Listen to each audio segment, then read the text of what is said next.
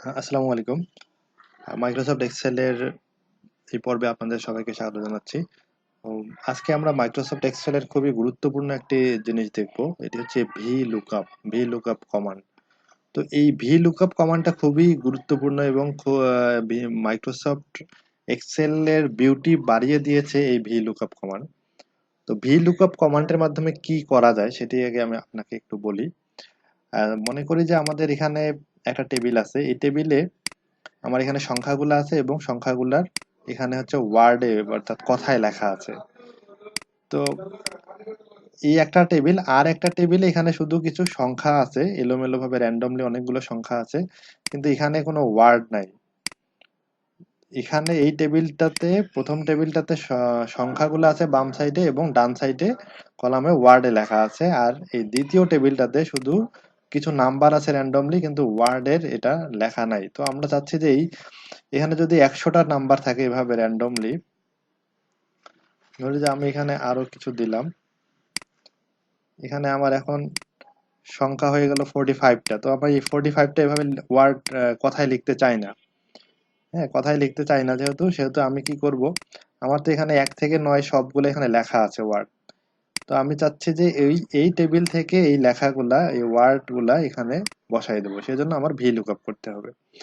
V লুকআপটা হচ্ছে এক table থেকে ডাটা নিয়ে আরেক টেবিলে বসাই দিবে অটোমেটিক্যালি। সেই কমান্ডটা হচ্ছে এটা।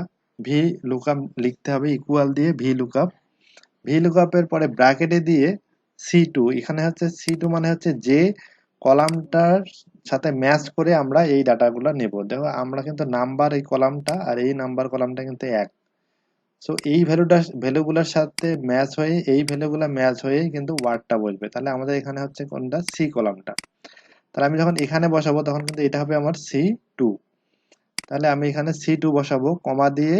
এরপরে হচ্ছে যে টেবিলটা থেকে আমি ডাটা গ্রহণ করতে চাই সেই টেবিলের এই কলাম দুইটা আমার সিলেক্ট করে দিতে হবে। তো এই কলাম দুইটা সিলেক্ট করে দেব। এই কলাম দুইটা সিলেক্ট করা মানেই হচ্ছে এইটুকু, যে শীট শীট 1 এর বি ইস টু সি, মানে বি আর সি এই কলাম দুইটা সিলেক্ট হবে।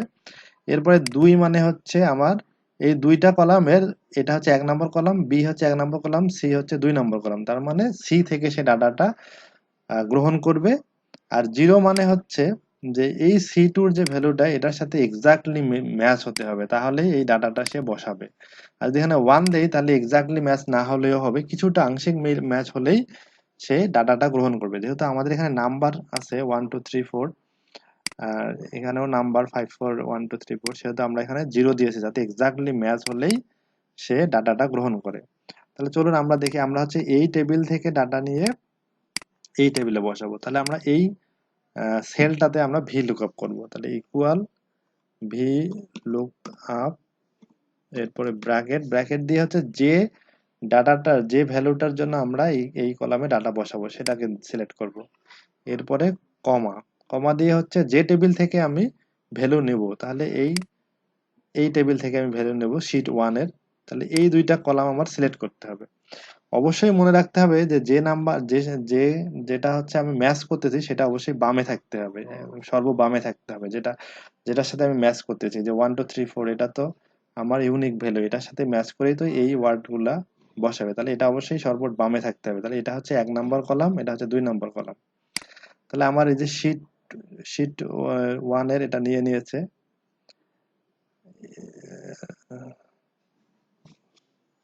সরি, আমি এটা আবার করি একটু। আচ্ছা, এখানে হচ্ছে সি2 এর পরে আমি এটা দিব। তারপরে আমরা হচ্ছে 2 নম্বর কলাম থেকে নেব, এই জন্য কমা দিয়ে 2। এরপরে এখানে দেখেন কলাম ইন্ডেক্স নাম্বারটা 2 হচ্ছে, আর এখানে দেখাচ্ছে রেঞ্জ লুকআপ। তাহলে এখানে ক্লিক করলেই আমার রেঞ্জ লুকআপ, এটা হচ্ছে ট্রু মানে অ্যাপ্রক্সিমেট ম্যাচ, আর ফলস মানে এক্সাক্ট ম্যাচ। তাহলে ফলস দেবো, আমরা এক্সাক্ট ম্যাচ করাবো, তাহলে 0 দেবো।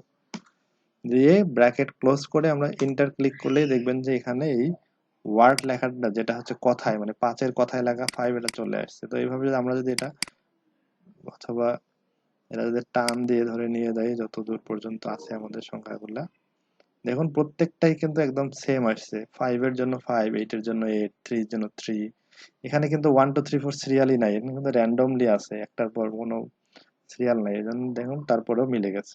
এখানে যে ভ্যালুটা পাইছে সেই ভ্যালুটার করেসপন্ডিং যে ওয়ার্ড লেখাটা সেই লেখাটাই এখানে বসাই দিয়েছে।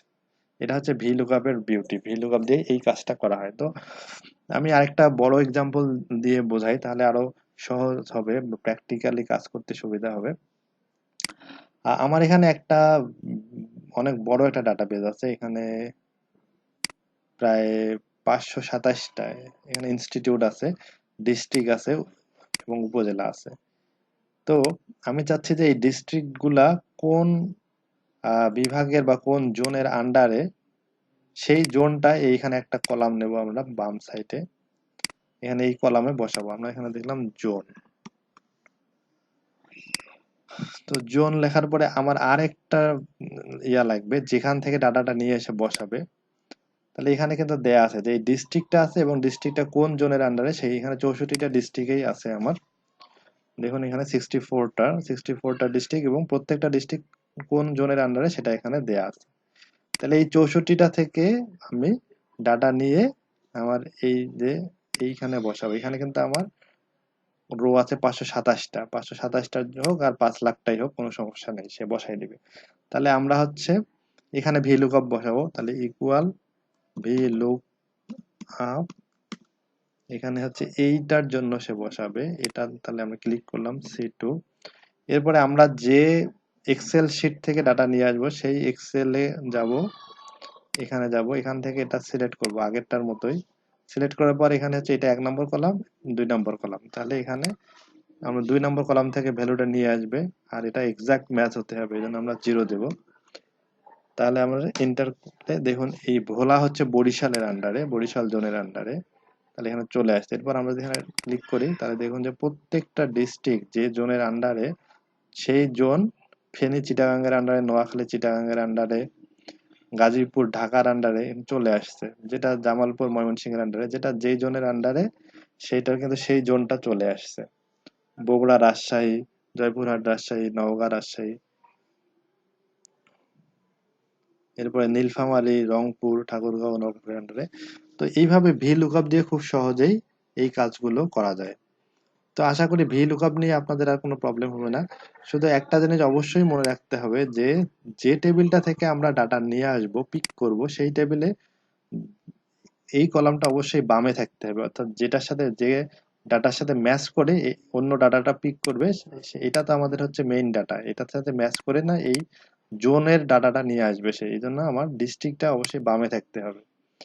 আর পরে এটা যদি এখানে মাঝখানে আরেকটা কিছু থাকতো, এখানে যদি উপজেলা থাকতো তাহলে তখনও সমস্যা হতো না, এটা সিলেক্ট করে তখন এটা 3 নম্বর কলাম দিয়ে দেয়া লাগতো। দেখুন এখানে কিন্তু এখন জোনে কিন্তু 0 0 আসছে, কারণ এখানে আমাদের 2 দেয়া আছে, কিন্তু এটাতে হচ্ছে 2 নম্বর রো কলামে কোনো ডাটা নাই, এই জন্য সেইখানে 0 দেখাচ্ছে। তো আমরা যদি এটা এই 3টা কলাম থাকা অবস্থায় যদি ডাটা নিতে চাই তাহলে কি করতে হবে, তাহলে দেখুন এটা আমি আবার ডিলিট করে দেই। এখানে আমি VLookup করব 3টা কলাম, যেহেতু এখন আমরা যাতে নতুন একটা কলাম দিয়েছি সেহেতু কি করতে হবে, এটা আমি আগের মতোই সিলেক্ট করলাম, যে টেবিল থেকে ডাটা নেব সেই টেবিলে গেলাম, এটা পুরোটাই সিলেক্ট করলাম।